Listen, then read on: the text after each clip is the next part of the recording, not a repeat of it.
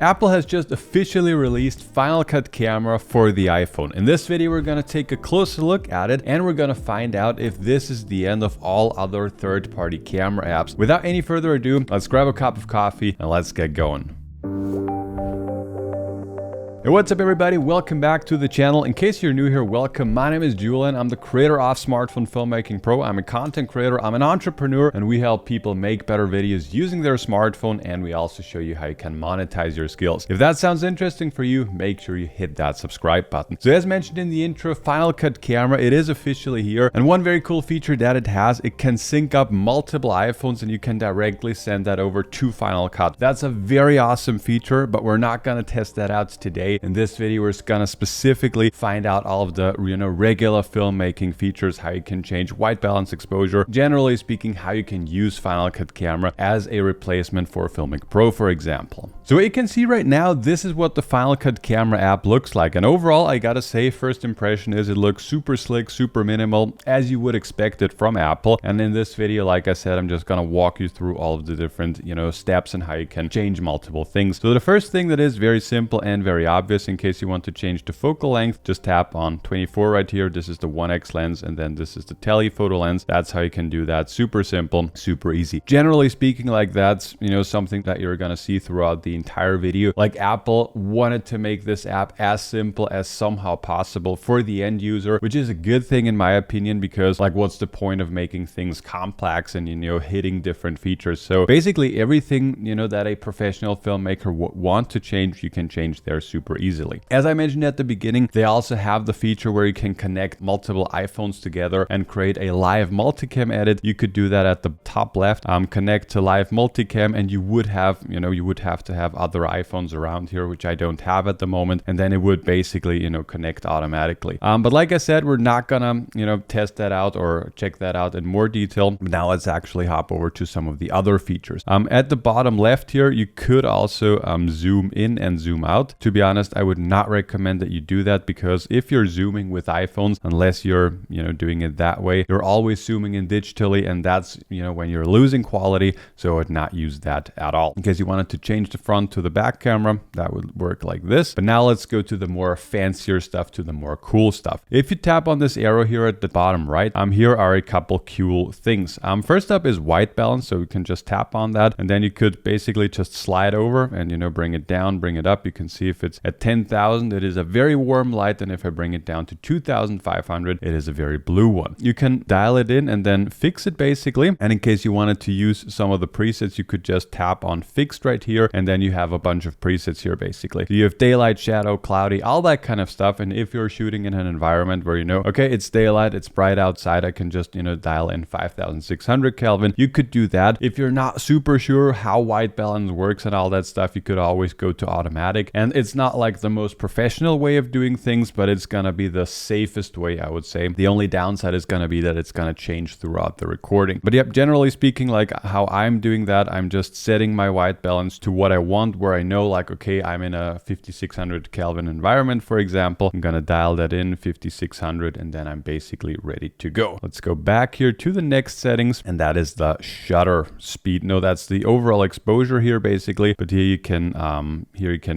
also do it automatically and also do it manually. And I'm gonna there are basically a couple different ways. So that's gonna be the easier way. Like basically I'm just sliding to the left to make it darker and to the right to make it brighter. So that's gonna be the easier way. And in case you want to have a bit more control, in case you really want to dial in, for example, your shutter speed and ISO and all that stuff, you can do that, which is something that is really cool. So for example, if I wanted to shoot in 24 frames per second, which I'm doing right now, you can see that the correct shutter speed would be a 1/48th of a second, which is really cool. You can actually dial in 1/48th of a second and not just 1/50th. So that's really cool. You can do that easily. ISO, we can bring that down. ISO is basically like the sensitivity of the sensor. The higher that number, the brighter the image is gonna be, but it also the grainier it's gonna be. So if I bring that up to 2,500, you can see it is brighter, but it is also a lot grainier. So that's also something that is really cool, that you can actually dial that in manually, or if you don't want want to do that, then you can also do it automatically. Really cool. Let's see if we have other things as well. We also have a couple different focus options. We have autofocus, which is obviously autofocus, and you could also, you know, dial in the focus manually. So in case I want to get a real close up, then I could be doing it that way. And in case I'm just, you know, outside running, gunning, I could also switch over to autofocus, just as you're doing with a regular camera app. Just tap on what you want to have in focus, and that's basically it. So overall, like the flexibility and, you know, the options that you have is super nice. And as I said before, just the ease of use, how simple it is to change the different settings. Like, in my opinion, it is absolutely perfectly done by Apple. And then there's one more thing.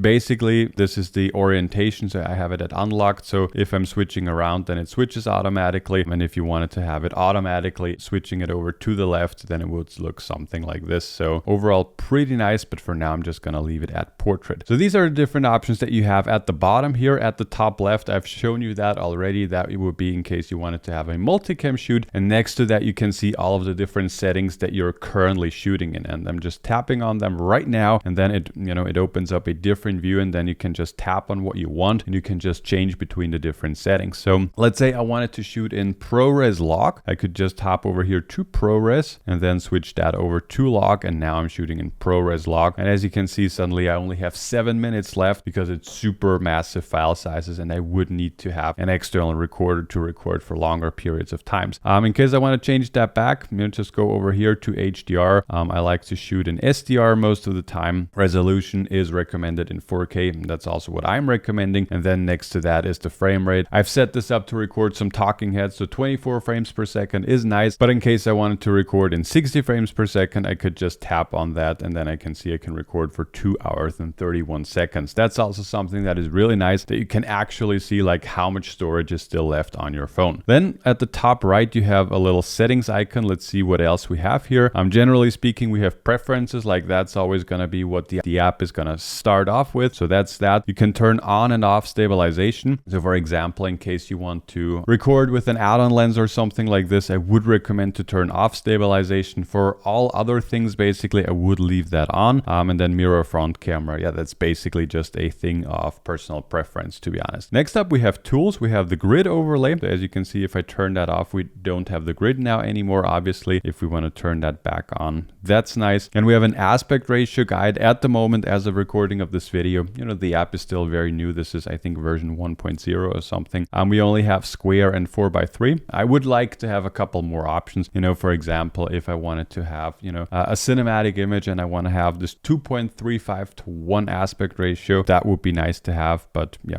we're probably going to get that in the future with a software update. Then we also have an overexposed indicator. So as you can see right here with this light, this is obviously overexposed. I would have known that as well, but it's nice having that. In case I want to change that, again, I could just go here and bump the shutter up to 1/120th of a second because I'm already in 60 frames, bring down the ISO and, you know, expose properly for that light here, for example. Let's go back here to the settings. Let's see what else we have. We also have focus peaking to see like what's in focus. To be honest, when shooting with a smartphone, I don't think it makes a lot of sense to have focus peaking turned on. I think the overexposed indicator is pretty nice just to make sure that you don't blow out an important, you know, detail of face, for example, when you're shooting. But I would personally, I would not turn on the focus peaking, as, you know, the autofocus is really damn good. And then we have audio. There are basically not many options that you can pick from. Basically, as of right now, I can just have this device. But if I would connect something like, I don't know, a Rode video mic or something like this, I could also choose the audio source right here. But there you have it, guys. That's your overview over the brand new Final Cut camera app. I'm absolutely certain that this is just version 1 and Apple is going to add new features in the future. One of the most key features that is missing for me personally is professional audio meters, like to really be able to see how high are my levels and to also change that. That would be something that I would love to have. Also a viewing assist in case you're shooting in ProRes log, that would also be amazing. And another feature that I would recommend that they should add is, in case you're shooting with an